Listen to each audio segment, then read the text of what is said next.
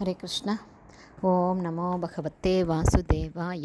ஹரே கிருஷ்ணா. ஸ்ரீமத் பாகவதம் ஸ்கந்தம் 10 அத்தியாயம் 3 பகவான் ஸ்ரீ கிருஷ்ணரின் பிறப்பு என்னும் தலைப்பில் பதங்கள் 7, 8. பதம் 7.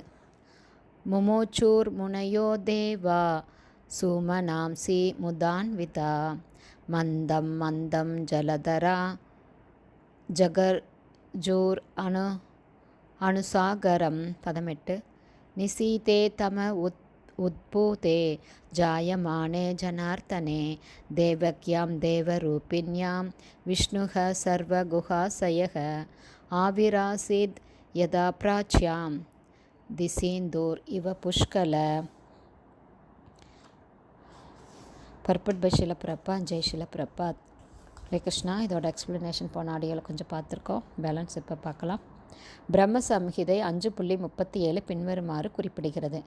ஆனந்த சின்மய ரச பிரதிபாவிதா பேஸ் தாபீர்ய ஏவ நிஜரூபதயா கலாபிஹி கோலோகனே ஏவ நிவாசாதி அகிலாத்மபூதோ கோவிந்தம் ஆதிபுருஷம் தமகம் பஜாமி.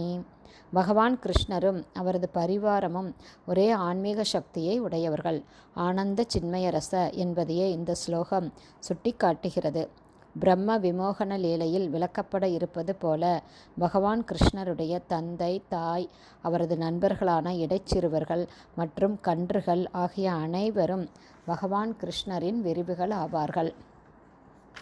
பகவான் ஸ்ரீ கிருஷ்ணரின் உயர்வை சோதிப்பதற்காக கிருஷ்ணரின் சகாக்களையும் கன்றுகளையும் பிரம்மா கவர்ந்து சென்ற போது காணாமல் போன பல இடைச்சிறுவர்களாகவும் கன்றுகளாகவும் பகவான் கிருஷ்ணர் மீண்டும் தம்மை விரிவடைய செய்து கொண்டார்.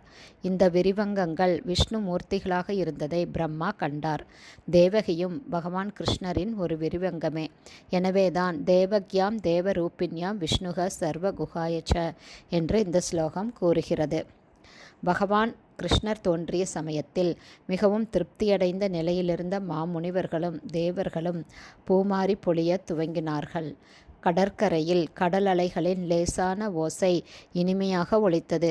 கடலுக்கு மேலிருந்த மேகங்கள் செவிகளுக்கு இனிய இடியோசைகளை எழுப்பத் துவங்கியது.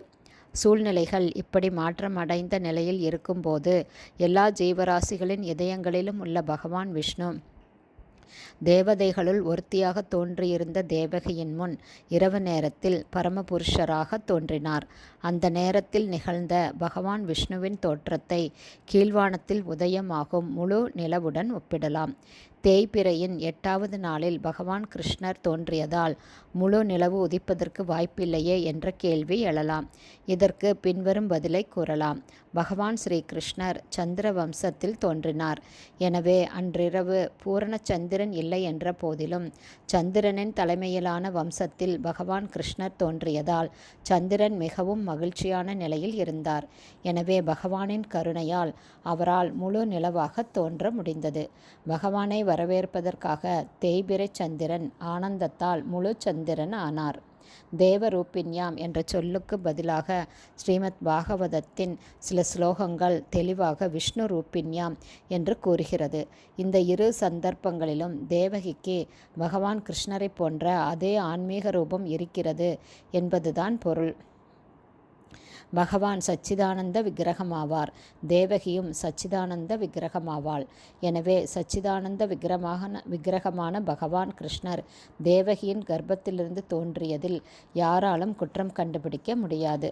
ஹரே கிருஷ்ணா. ஸ்ரீமத் பாகவதம் ஸ்கந்தம் 10 அத்தியாயம் 3 பகவான் கிருஷ்ணரின் பிறப்பு என்னும் தலைப்பில் பதங்கள் 7, 8 ஸ்ரீல பக்திவேதாந்த சுவாமி பிரபுபாதாவின் விளக்க உரை அடுத்த ஆடியோவிலும் தொடரும்.